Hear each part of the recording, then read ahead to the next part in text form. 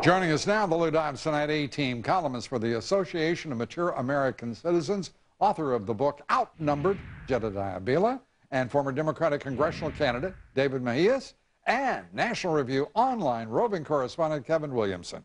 Good to have you all here. Jedediah, let's start with the executive privilege suddenly has been well, cast over, blanketing the entire issue of Fast and Furious for the administration. Your reaction? My reaction is, where's the transparency? You know, this is a president that came in not only hating executive privilege and the use of it. He's on record talking about how that's a tactic used by people to avoid, to not address things. But this is a guy who wrote in on not only hope and change, but transparency and being open. They released a statement today talking about how, well, this is a distraction from the economy. If you don't want it to be a distraction, release what they've asked you to release and it will go away. You know, I said to Congressman Trey Gowdy earlier, Kevin, I said, you know, this idea that this is a bad political move for the Republicans, to me, frankly, sort of endorses the investigation itself. Because they have to know this is not the smartest thing to do, which is to deflect and distract from the economy, as Jedediah said, which is the #1 issue. Yeah, and the thing about that is it may be bad politics, but this isn't some, you know, petty partisan fishing expedition. You've got a dead federal agent on one side of this. You have 2,000 guns put into the hands of Mexican drug cartels and other criminal organizations. This is serious, serious wrongdoing. You know, one of the limitations on executive privilege is questions of official misconduct. Eric Holder clearly went to Congress and lied about this. He said he'd never heard of Fast and Furious, and we found the emails that said he knew about it. The Justice Department said for 10 months there was no such thing as gun walking. They had to retract that. There is clearly official misconduct here and dead law enforcement agents on top of it. You don't get much more serious than that. More than 200 Mexican citizens dead as a result.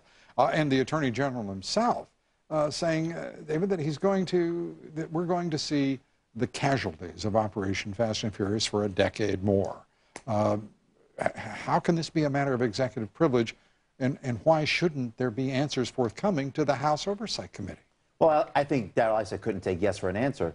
Eric Holder offered to meet with him and brief him on what those documents said, and he said no. He wants the actual documents. He's picking a fight, and if you're Machiavellian, it's not such a bad idea to pick a fight with a Congress with a 14% approval rating. That is 13. That is right, but 13. Why would you take a briefing from a guy who's already lied to you instead of asking for documents? Exactly. But why would you turn over all these documents to someone who's already said that he believes that this is the most corrupt administration in the history of this prove company? them wrong, He though. said that a year and a half ago. He said that about the president himself, more corrupted than the Nixon administration, where people actually went to jail. This is a Congress that has done nothing. This is proving that they've done nothing to help the economy and create jobs. At a time when we need leadership in our legislative branch, they're chasing after Eric Holder and some document. But in their defense, they've also done nothing to arm Mexican drug cartels. And if Eric Holder has done nothing wrong, well, then reveal the documents, and we'll all see that Eric Holder has done nothing wrong. If Barack Obama's done nothing wrong, if the administration, if there's nothing here,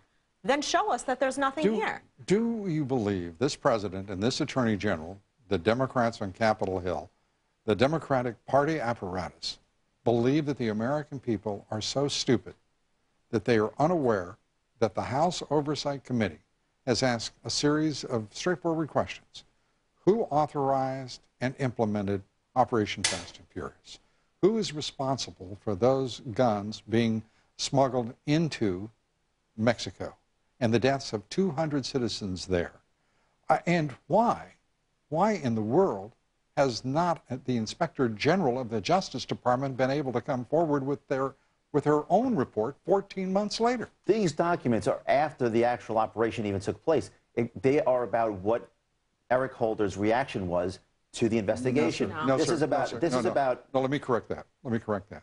This investigation by the House Oversight Committee began with the murder of Border Patrol agent Brian Terry. That was the incipient point of this investigation. It is the inaction and the refusal of the Justice Department to respond to their inquiries that then led to what is now just about a 15-month investigation of the Justice Department, the ATF, and Operation Fast and Furious. And Eric Holder has given 7,000 documents. Then why don't we publicly, this is the transparent and open administration, exactly. Why don't we know who ordered Operation Fast and Furious, who has been fired at the Let me try this. Do you know of a single person at the Justice Department who's been fired, or an agent at the ATF who's been fired for all of these wanton deaths as a result of Operation Fast and Furious? And don't you in your heart demand accountability for such an egregious, tragic result? Well, the reality is that... No, don't you? Well, the American people deserve answers. Eric Holder has gone before the committee, has answered questions, has offered to answer any other questions. Just tell me the answer to any one of the questions I just enumerated. But they deserve answers, but just not from the man in charge. I apologize. We have unfortunately run out of time. I think that thanks to Congress, we're going to get some more time on this issue. Thanks so much for being with us. Jedediah, David, Kevin, thank you.